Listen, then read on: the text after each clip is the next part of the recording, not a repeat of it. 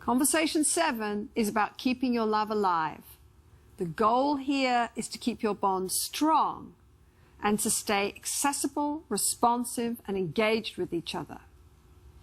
The parts of this conversation are finding your detours from the demon dialogues, creating moments of connection and planning rituals together, creating a resilient relationship story about how you've healed the problems in your relationship, shaping a future love story for your relationship.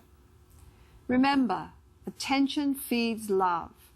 Hot attachment needs and fears hide out in everyday problems. I think that we've always had rituals, and our ritual is, merely saying we love each other before we go to sleep at night. And then Blair usually brings me coffee every morning, which is lovely. Hey, that's nice, Brad. Hey. Yeah. And, we get to have a bit of a relaxing start to the day and sit in bed together and drink our coffee. And, maybe at most it's 15 minutes, but it's nice, relaxing time together. Uh-huh. And the story of our relationship is really, and how we've created a sort of resilient, our resilient story is really that, where we got stuck was we were sort of lost in translation.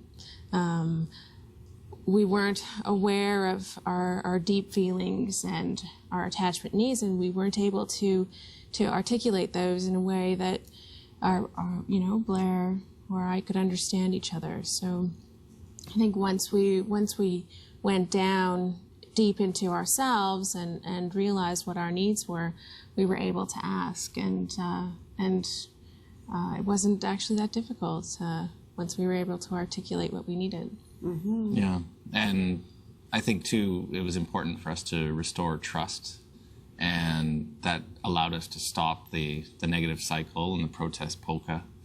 And from there, we could, start getting into the deeper feelings and start diagnosing what's really going on and what's feeding the cycle. And that led to a better understanding. And we can, if we can step back from that now, we can get out of negative patterns. We can see where we're spiraling out of control. And that's very positive as well. We can reach out to each other.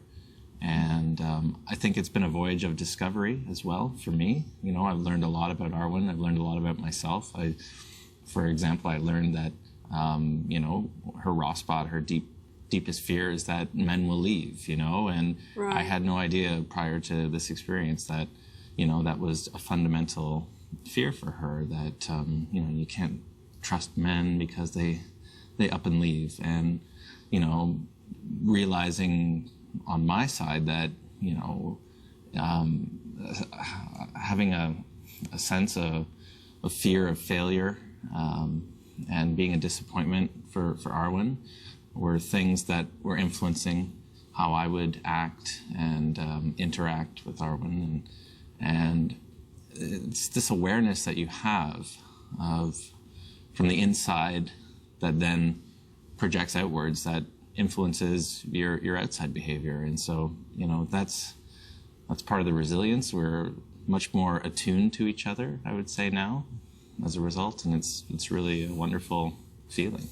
And I think, so I still get anxious, and Blair's knee-jerk reaction is still to keep a lid on it, but in those moments we're able to realize what we're getting into. Yes. And say, hey, wait a second, I'm not the enemy, you're not the enemy. Yes.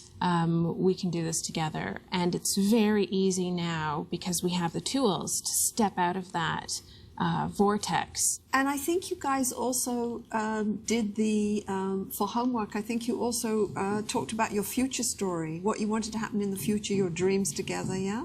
Right now I'm looking at different career options that I can pursue that will help me fit my life into yours, because I know how passionate you are about your chosen field. And I think what I really need from you, Blair, is an acknowledgement of the efforts that I'm making to really make our relationship work, because I love you, and I know how important your career is to you.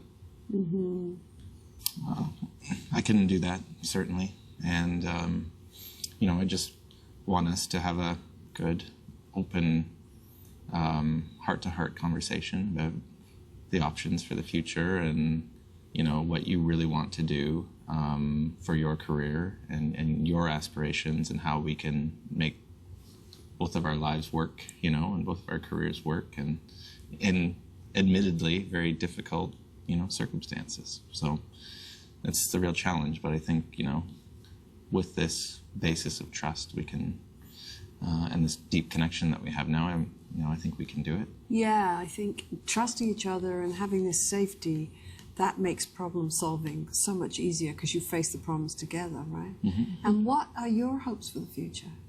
Me, I'd really like to just, be as involved a dad as possible, and to just play a critical role in the upbringing of our daughter, and be there for her for all of the special moments. And, that I see as a challenge too, because of the demands and pressures of work Right. and my career. But, I want to put an emphasis on that, and I want to be an involved parent, and I want us to have a good partnership with regards to our daughter. And, Right. and I think, Sue, one of my main motivators for doing this project was really to improve our relationship to the point where we can be a really good example of a healthy, loving relationship for our daughter. Yes. To show her that it's possible to be in love and to be married for a long time, and Yes. To stay in love. And I want to be that goofy old couple sitting on the porch, still as in love as we ever were when we're grandparents. Right. yeah. Right. That sounds good to me. Sounds good I to me think you too. guys can do that. I think you